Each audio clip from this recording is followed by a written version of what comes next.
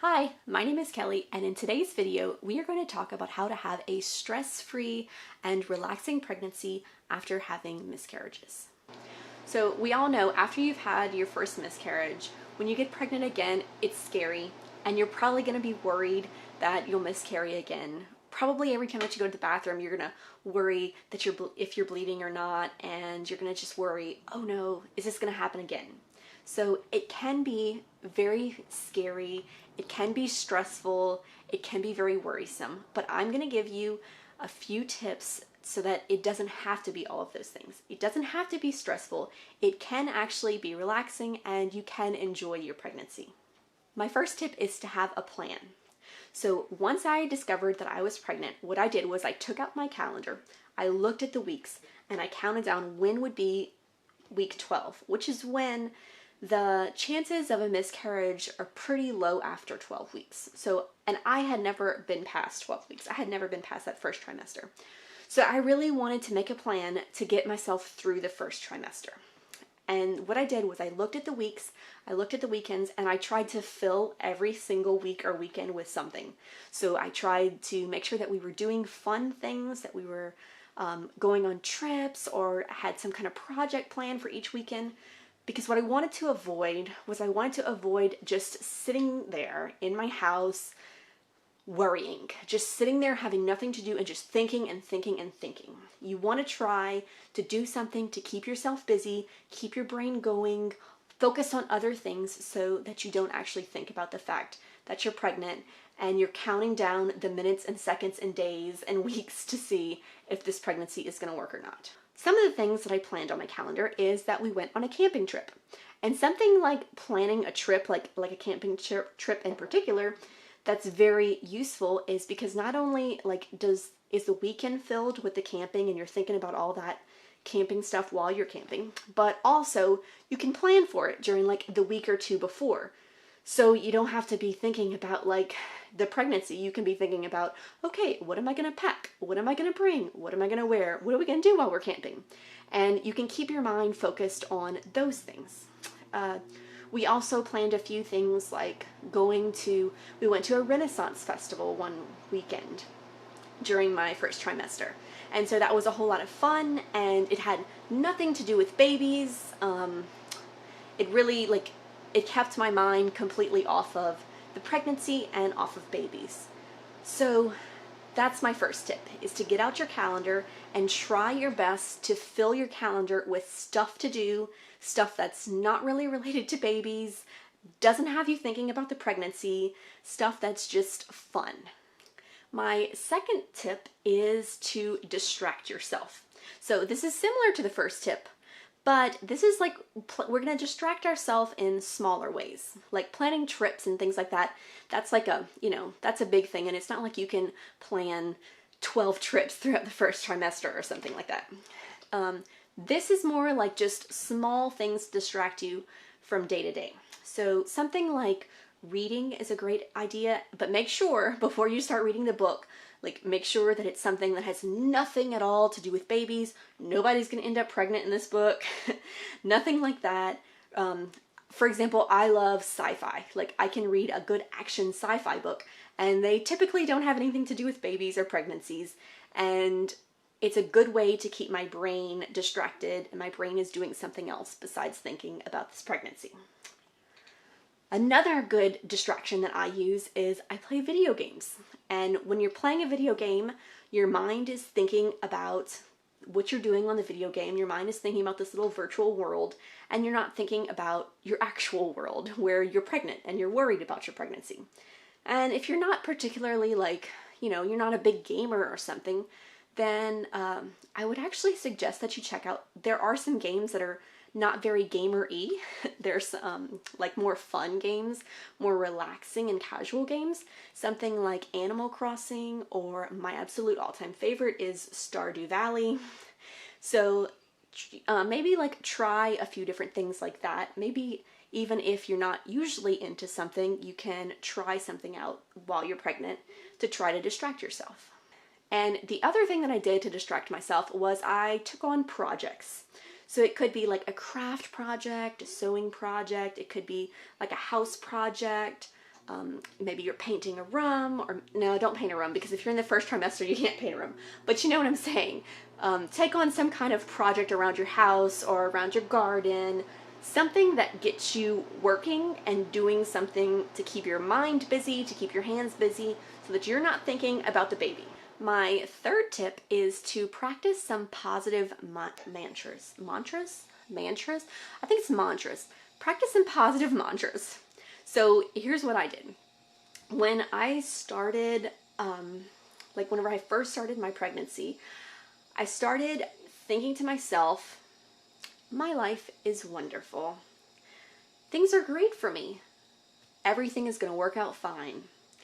And these were very new thoughts for me, because before, like after going through all these losses and going through like just terrible times, I had ended up with a script in my mind that I never intended, but I had ended up like thinking to myself like, oh, things are hard for me. Things are always so hard for me. I am always having to, I'm always having to fight against everything. I'm always having I'm always having all these weird illnesses, and I just had this like script in my head that that's how things were for me, that things were hard for me, and that I was always going to have to persevere against these really hard challenges.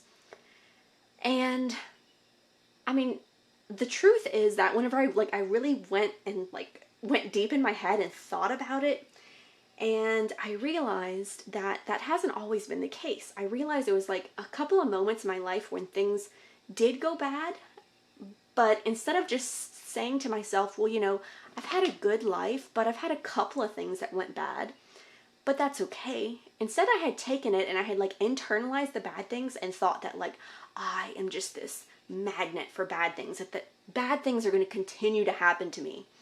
And then after I had that script in my head, it was like all I saw was bad things, because that's what I was expecting to see. So, I mean, I don't know. Maybe I'm getting a little bit too deep for a short YouTube video, but the point is that I think our thoughts really matter. And if we tell ourselves negative thoughts, then things kind of tend to follow that path. It's like the path of least resistance. But if we tell ourselves positive things, then I think we can kind of like work ourselves up into a positive outcome by our thoughts. And I don't know, maybe that's a little bit too woo-woo or a little too out there, and it kind of is. But no matter what, it helps me. Like, it helps me feel better. Like, even if, let's say that, like, the whole place is on fire and I'm going down in a ship. If I'm just telling myself, oh, things are good, things are great, then at least maybe inside my head it feels better. Even though everything around me is on fire, maybe it just feels better. I don't know, but that's the route that I took, and it did seem to help.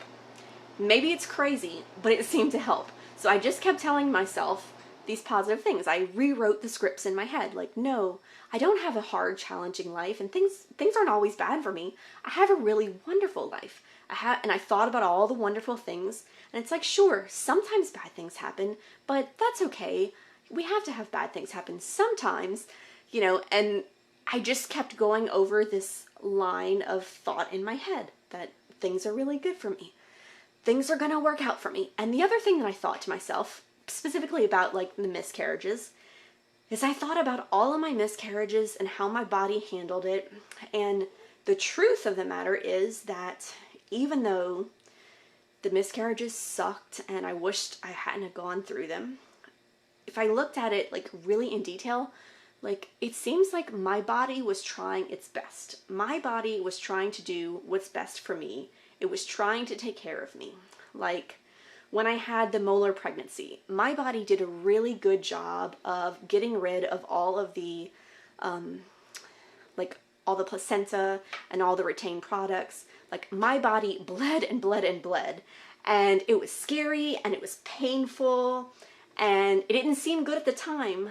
It didn't seem like, a positive thing to be bleeding like crazy. But you know what? That was my body doing its job. It was important that it got rid of all of that retained stuff inside my uterus, and if it hadn't, then I would be in a worse position. So, it's like, oh, so actually that seemed like it was bad, but it was good. So whenever I really went through and thought about all those things, I was like, you know, my body really is smart. Like probably several of those early losses, it was probably that something was wrong with my eggs and therefore something was wrong with the embryo. And so my body was saving me from the heartache of it getting further. So you can see how like you can always try to take it and make it into something positive. So I made all of the things about my body into something positive so that I would always tell myself that my body knows what it is doing and it is trying to protect me and it is doing what is best for me. So whenever I think about it from that frame, then it's a whole lot easier for me to think about this pregnancy because I'm thinking like, okay, body, you know what to do. You are very smart. You are very wise. I'm leaving this up to you. You do your job. I trust in you, body. And that's hard to say after having a lot of miscarriages. But I want you to really, really think about it and think about, is your body really helping you or is it hurting you? Because sometimes we think it's hurting us, but it's really just doing its best. It's doing absolutely everything that it can to try to help us. So that's my thing about being positive and just trying to tell yourself positive things. I would wake up in the morning and literally the first thing I would tell myself is, I have a wonderful life. I have a wonderful life. Even if I do not have this baby that is now growing inside of me, even if all I have is what I currently have right now in my life, it is wonderful. And I meant that. That is true. That is honest. And I just kept thinking about that. So like throughout the day, if I would start to worry, I would say, I have a wonderful life. Things are great for me. I trust my body. And I would just say these things anytime that some doubt crept into my mind, I would say the positive things to me. So I would suggest that you sit down and think about it and really try to think about what's positive and how you really feel about your life, how you really feel about your miscarriages and your body. And you might need to like really go through some work. Like maybe for me, writing things down, like just writing it out and fleshing it helps. So if you can really kind of flesh out things that have happened in your past that have made you feel the way that you feel, that have given you the script that you currently have, so that way you can rewrite that script and reframe things in your life so that you can try to remain positive during this time. And my fourth and final tip for how to remain calm during your pregnancy, this one I have to tell you a little story, and it gets a little in depth, and maybe it's, I don't know, maybe it's a little crazy, I don't know. But just go with me on the story for a second. Okay, so what I realized as I was processing the grief of my previous miscarriages is that a lot of the grief that I was feeling from a change in expectations, like a loss of a certain expectation. So what I realized that was happening to me, and I don't know if this is for everybody, but this is for me, is that I was going on my little path. It's just like going on this little path of life and things were good. And then, you know, the first time that I got pregnant, I'm like, ooh, how exciting, a new path. And you kind of start on this your path takes a fork and you go on this new little route and you're like, oh, how exciting. And so there's a certain expected trajectory that happens with pregnancy. And, you know, it's very expected and it's actually quite concrete because we have like, you know, there's 9 months that go to it and everybody kind of goes through some of the same sort of things. So you have a very expected path when you start down a pregnancy. And it's very natural to start to plan for this path. You start to say like, okay, so this is going to happen and then this is going to happen and then I'm going to be, I'm going to be 6 months at this point and then this, and then you think about when the baby's going to be born. And, oh, that's going to be in summer. So, oh, it's going to be so nice. We're going to have a summer baby. You start thinking of all those things and you start planning for all those things. And so this new fork that you're on, it becomes your life and it becomes what you think is happening and what you see in your future. It feels very real and it feels like this is where you're headed. And then all of a sudden, when you lose the baby and you're not pregnant anymore, it's like you suddenly just fall off this path and you're devastated. And rightfully so, because you just had your whole path for your whole life set up, and now, oh my God, we're not on that path anymore. And sure, you're back on your other path, like wherever it was that you were before, you're pretty much back on that one. But now all of a sudden, that one seems so bleak, and it seems so gray, and it seems so horrible compared to this other path that you were on, right? That's how it felt for me. So when I realized this is kind of like how my grief worked, I realized that I need to change something for my next pregnancy in order for that to not happen again, or at least in order for me to try to not have that happen again. So what I have decided is that I kind of like think about it in my mind as these two paths that diverge. There's this pregnancy path, and then there's this regular life path, for lack of a better term, the life without a baby path. And whenever I started to get pregnant, it was natural to start to imagine that pregnant path and imagine that trajectory. That's very easy. That comes without trying, basically. But what I made myself do is I made myself continue to cultivate the other path. So what I mean by that is that it's kind of like you're in a Schrodinger's cat situation, you know, where the cat in the box is either alive or dead, but you don't know yet. So you don't really know when you're pregnant in the first trimester, particularly when you've had several losses, you don't really know if this pregnancy is going to last or not. So you have to kind of plan for both the pregnant path and the non-pregnant path. You're like both of those things simultaneously. So what I started to do is every time that in my mind I thought about something with the pregnancy, like I thought about, oh, it's so exciting, I'm going to do this, you know, oh, I want to do this for the baby, oh, or I want to pick this thing or whatever. Every time that something came in my mind on that pregnant path, I tried to force myself to also think about my regular life path. And so if I thought about a positive thing for pregnancy, I made myself also say, but you know what, even if this pregnancy doesn't work, then I still have some really great things going on that I can continue to do in my regular life without a baby. And I started just like making a list in my head of things that I could continue, projects that I could continue to work on, that I could cultivate. And I thought about, you know, the good things that I have in my life. I thought about my husband and how much I love him and how we want to travel and all those kinds of things. So every time I thought about a pregnancy thought, I also thought about a positive, normal life thought. And what I tried to do is I tried to cultivate these two simultaneous paths of reality, I guess, or they're two alternate realities, basically. And I don't know which one I'm going to end up in. But I'm going to try to make both of them look nice in my head. So that way, no matter which one I land, I'm happy. So it's easy to be happy with the pregnant one, but I have to work at making myself happy with the non-pregnant one.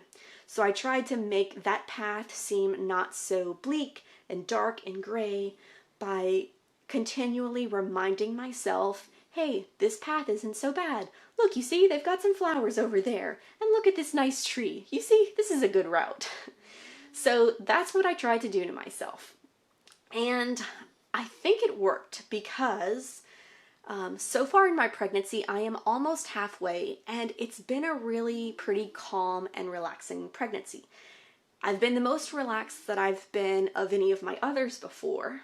And this is my 7th pregnancy, so I've got some experience with it. And so far, this has been my most relaxing one. So I think these things worked. I mean, I'm not sure, maybe it's just random that I'm feeling more relaxed this go round, but I have a feeling that it was some of these little tips and tricks that have helped me out. So if you try any of these tips, I'd love to know if they help you out. Please let me know in the comments below. Well, that's it for this video. I hope you have a wonderful, beautiful journey ahead of you, and I wish you hope on that journey wherever it may take you.